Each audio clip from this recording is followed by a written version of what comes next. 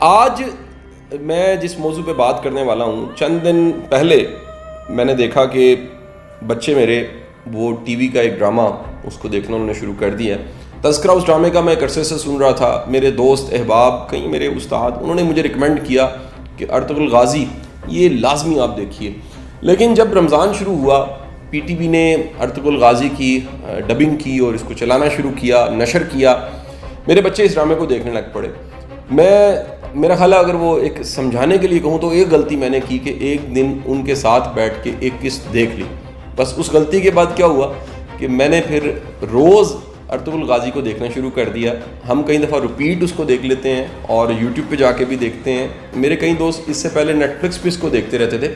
یہ سب کی سب داستان آپ کو سنانے کا مقصد کیا ہے کہ کچھ ایسا ضرور اس ڈرامے میں ہے کہ اسے دیکھنے کے بعد آپ اس سے بچ نہیں سکتے۔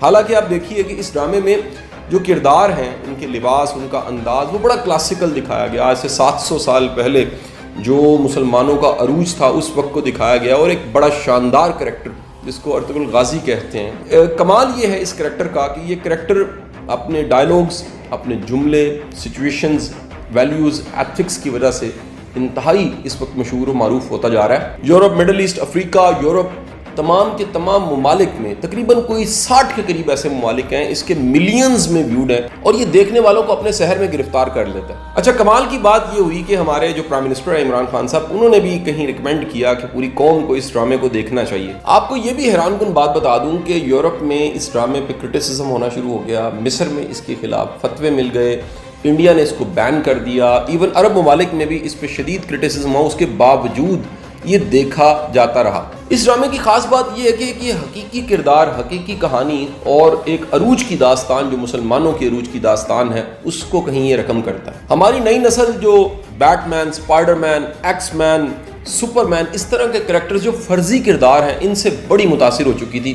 وہاں پر ایک اصل کردار ارطغرل غازی، اس کو دیکھنے کا سب کو موقع ملا۔ مجھے اس ڈرامے کی سب سے خاص بات یہ لگی کہ مرد داڑھی میں، عورت مکمل لباس میں کتنی جاذبے نظر لگتی۔ نوجوان نسل جب بھی کسی کو فالو کرنا شروع کرتی ہے تو وہ اس کی تصویروں کو اپنی ڈی پیوں پہ لگانا شروع کر دیتی ہے۔ ارطغرل غازی کی تصویروں کو نوجوان نسل نے اپنی ڈی پیوں پہ لگانا شروع کر دیا۔ یہ ڈرامہ بتاتا ہے کہ ایک کائی قبیلے کے چند افراد جن کے پاس ایمان تھا، جذبہ تھا، اللہ پہ پورا بھروسہ تھا، وہ کیسے پوری دنیا پہ چھا جاتے ہیں اور حکومت کرنے لگ پڑتے ہیں۔ سب سے کمال بات بتاؤں، اس ڈرامے کے جو جملے، ڈائلاگز ہیں، وہ سنہری حروف سے لکھنے چاہیے۔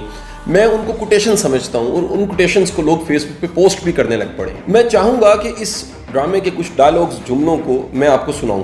اگر تم نے اپنے دشمن کو اپنا وطن ہی نہیں بلکہ ایک پتھر کا ٹکڑا بھی رکھنے دیا تو مصائب ہم پر آ پڑیں گے۔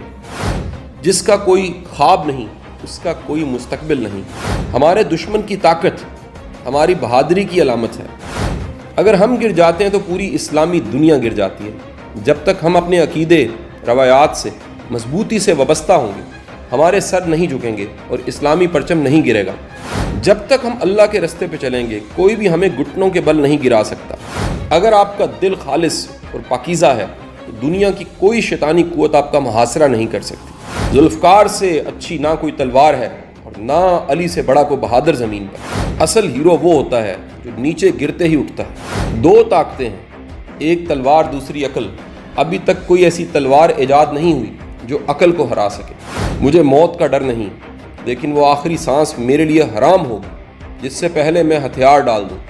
ہمارے اسلاف کی داستانیں بچوں کو سلانے کے لیے نہیں بلکہ مردوں کو جگانے کے لیے سنائی جاتی ہیں۔ جہاں انسان جاتا ہے وہاں اس کا رزق پہلے سے پہنچ چکا ہوتا ہے۔ ہمیں خیانت اور دھوکہ بازی سے کامیابی حاصل کرنے کی بجائے موت کو ترجیح دینی چاہیے۔ حق کی راہ پر چلنے والوں کو میرا رب کبھی تنہا نہیں چھوڑتا۔ جد و جہد ہماری ہے مگر فتح اللہ کی۔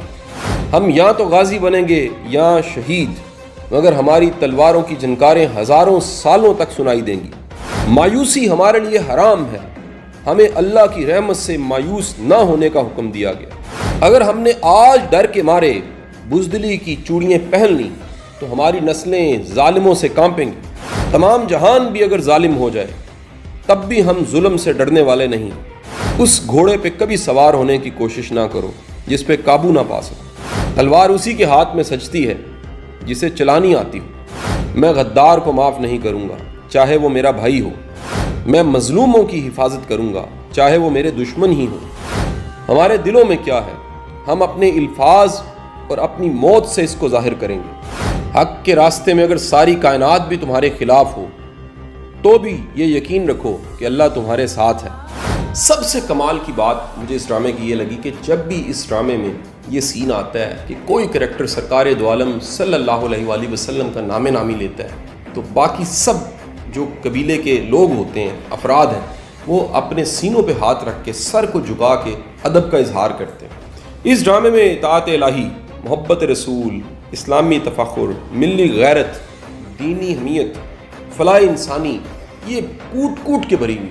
یہ ڈرامہ یہ بھی بتاتا ہے کہ سازش، چالاکی اور منافقوں سے کیسے ڈیل کرنا ہے۔ میری یہ گزارش ہے، لاک ڈاؤن کے ڈیز ہیں، چھٹیاں ہیں، آپ بچوں کے ساتھ بڑا وقت گزارے ہیں، آپ اس ڈرامے کو فیملی کے ساتھ بیٹھ کے ضرور دیکھیے۔ یہ بچوں کی تربیت کے لیے اور بالخصوص پوری قوم کی غیرت کو جگانے کے لیے، ہمت کو بڑھانے کے لیے اور یہ یقین دلانے کے لیے کہ آپ جتنی مرضی کم تعداد میں، اگر آپ کے پاس ایمان ہے، آپ کے پاس غیرت ہے، آپ کے پاس یقین ہے، آپ کا اللہ پہ بھروسہ ہے، آپ کو کامیابی سے کوئی نہیں روک سکتا۔ اگر 80s اور 90s کی دہائی کے ڈراموں کے ڈائلاگز آج ہم سب کو یاد ہیں تو یہ نہیں ہو سکے گا کہ آج ارطغرل دیکھنے والی قوم اس کے ڈائلاگز کو یاد نہ رکھے اور یہ ڈائلاگز اس کے بلڈ میں کہیں شامل نہ ہو جائے۔ کیونکہ ایک بات یاد رکھیے گا، قومیں کامیاب ہوتی ہیں نظریے سے، قومیں کامیاب ہوتی ہیں کسی فلسفے سے، اور قومیں کامیاب ہوتی ہیں